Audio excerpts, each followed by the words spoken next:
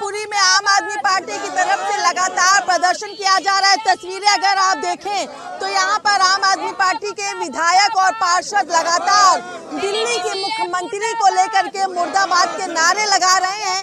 इनसे ही बात कर लेना चाहेंगे क्या चीजें हैं। दिगान साहब, लगातार मुख्यमंत्री के खिलाफ नारेबाजी की जा रही है, क्या मुद्दा है, क्यों इस तरीके से हो रहा है? अपना कैमरा घुमाइए इस बिल्डिंग पर।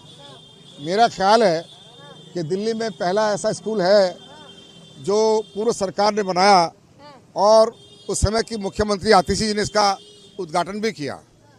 अफसोस की बात है, छोटी मोटी कमियों के कारण जैसे पानी का कनेक्शन, बिजली का कनेक्शन, या छोटी मोटी बातों को लेकर के सरकार 3 महीने से ज़्यादा बनी हुई हो गए। 100 दिन का अपना ढिंढोरा पीट रही है, बड़े उसमें जाके बहुत बड़े मंच पे जा कर के, और लाखों रुपया खर्च करके उसमें अपना वो सर्टिफिकेट ले रहे हैं अपने आप ही। लेकिन ये ग्राउंड पे देखिए क्या है। ये स्कूल इस सत्र से शुरू होना चाहिए था, अभी तक नहीं हुआ।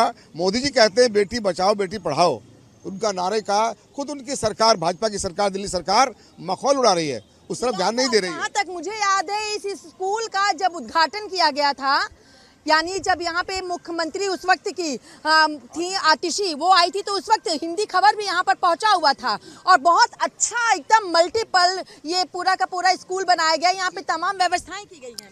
अफसोस की बात यह है कि मैंने समय रहते यहाँ के अपने सांसद महोदय को, दिशा की मीटिंग होती है डीसी साहब के पास में, वहाँ पूरे प्रशासन के सामने मैंने मांग रखी थी कि हमारा स्कूल जब बन के तैयार है उसको शुरू किया जाए। उन्होंने कहा था कि इस सत्र में हम स्कूल शुरू करा देंगे।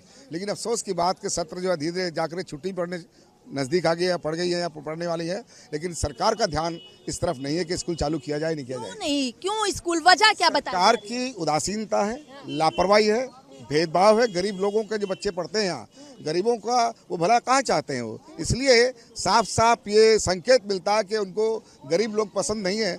हम चाहते हैं कि सरकार को समय रहते इस स्कूल को इसी सत्र में, जैसे उन्होंने वादा किया था हमारे सांसद मोहम्मद महोदय ने, उसको चलाना चाहिए था, शुरू करना चाहिए था। ये तो गरीबों को वो करते नहीं, ये तो राजनीति मुद्दा हो गया। लेकिन अगर वाजिब कारण पता करें तो क्या है कि आखिर जब इमारत बनकर तैयार हो चुकी है तो स्कूल बच्चों के लिए क्यों नहीं खोला गया? वजह, मेन वजह बता दो दी, सरकार की लापरवाही और कुछ नहीं कहेंगे।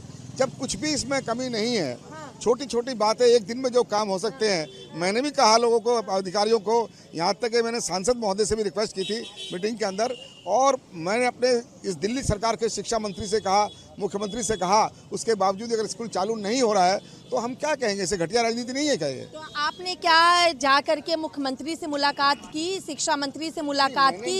देखिए, उनको अनुरोध पत्र हमने दिया, उनको तो उनकी तरफ से उसका उत्तर तक कोई उत्तर नहीं आया। उत्तर क्या आना था, तो स्कूल शुरू करना था उनको। कब आपने उनको अनुरोध पत्र दिया? ये काफी दिन हो गए दिए हुए, हाँ। लेकिन अभी तक जवाब नहीं आया। ना तो जवाब आया, ना शुरू किया, ना कोई कार्रवाई की इस पे।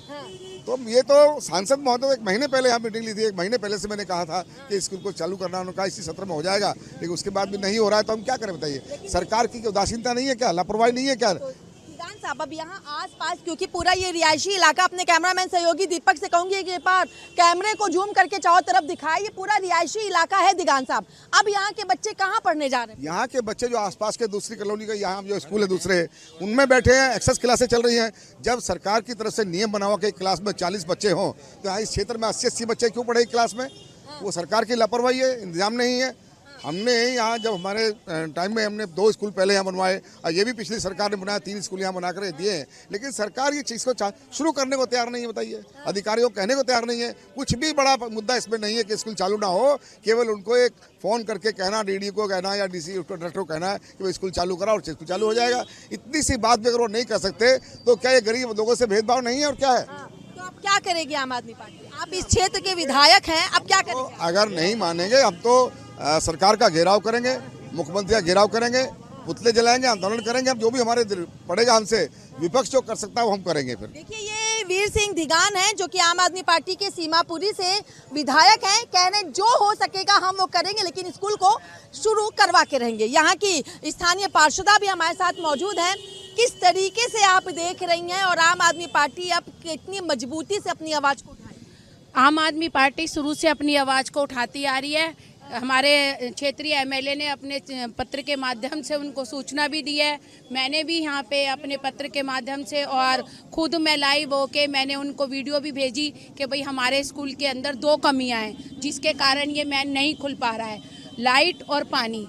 और आप जानती हैं कि दिल्ली की सीएम अगर एक फ़ोन करे किसी को, अच्छा, इस स्कूल में लाइट और पानी नहीं है? और पानी नहीं है स्कूल के अंदर, इसीलिए स्कूल को बंद किया हुआ है। स्कूल को बंद किया हुआ है इसको। और अगर लाइट पानी इसमें शुरू हो जाए तो हमारा स्कूल में सारी सुख सुविधा से ये स्कूल बना के हमें आतिशी मैडम ने दिया था और सारी सुविधाएं केवल लाइट और पानी की वजह से स्कूल को बंद कर रखा है।